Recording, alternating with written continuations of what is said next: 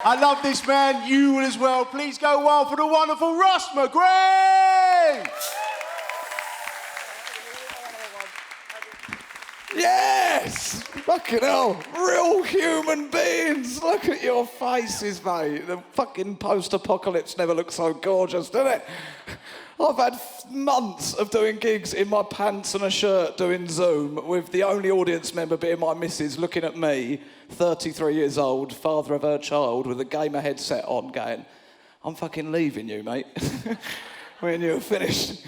Oh, it's been mental, hasn't it? It's been madness, this whole lockdown scenario. I thought, I've lost a load of money on comedy. At least I can save it on the nights out.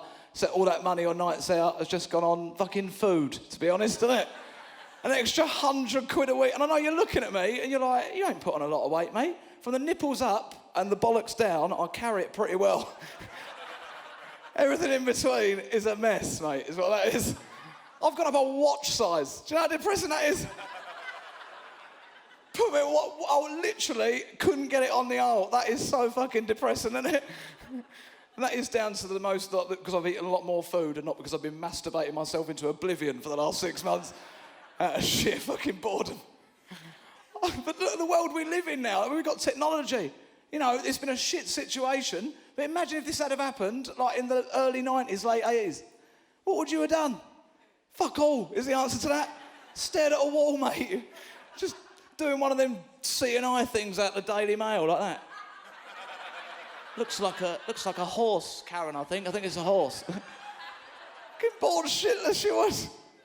I love that we live in this technological age, it's a good thing though, it's also a bad thing. It's probably parents in here, I've got a 5-year-old daughter, and technology means that Christmas presents now for kids, they're fucking mental, and they're so expensive. Like when Lexi was like 2, people were like, oh, it's her first, she's really going to know what's going on this Christmas, what are you going to buy her? I was like, nothing, mate, she's a blob with eyes. I gave her an envelope last Tuesday, she was occupied for 45 minutes. What do you want to fucking get her? My nephew, though, right, for Christmas, he's 5 years old, got a robotic dog and an iPad to feed it with. 5. There's an app on it. You don't just break off chunks of this iPad and shove it in the... We're from Essex, we're not all savages, right? But that's hundreds of pounds for a 5-year-old kid. That's insane. When I was 5, do you know what I got for Christmas? A yellow fluorescent plastic tube. And when you turn it upside down, it makes the noise of a confused Arnold Schwarzenegger, doesn't it?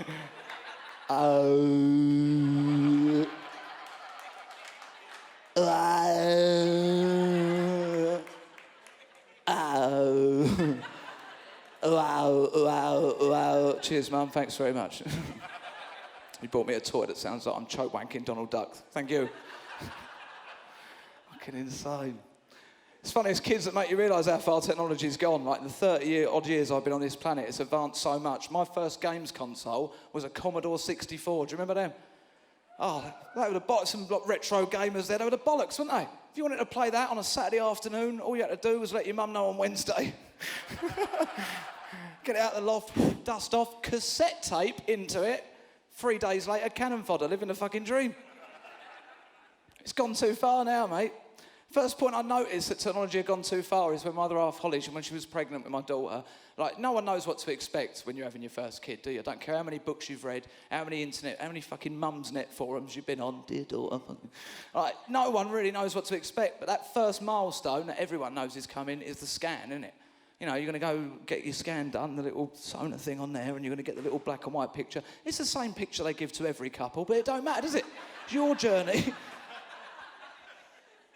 And we went there, as if that's not technology, that's not enough technology for us, right? My pregnant missus, the love of my life, laying on the bed there. The nurse has got this little stirring a casserole, is what the nurse is doing, right?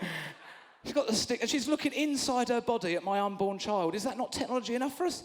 No, because we want that scan now in 4D, don't we? Have you seen these 4D scans? They look hideous, mate, don't they? People put them on, what's 4D anyway? This is 3D. What's 4D? Scratch and sniff? I'm not sure I want that. People put on Facebook, look at my beautiful unborn child in stunning 4D. It looks like Play-Doh, you stuck fingers in for eyes, right? And the parents know they look horrible as well, but they won't admit it because they cost 80 fucking quid. She said, give us £80 today, Mr. McGrane. See your baby in 4D. For just £80, see your unborn child in stunning 4D. I said, why would I want to give you 80 quid for a 4D scan of my baby when my girlfriend's vagina is essentially a 3D printer, isn't it?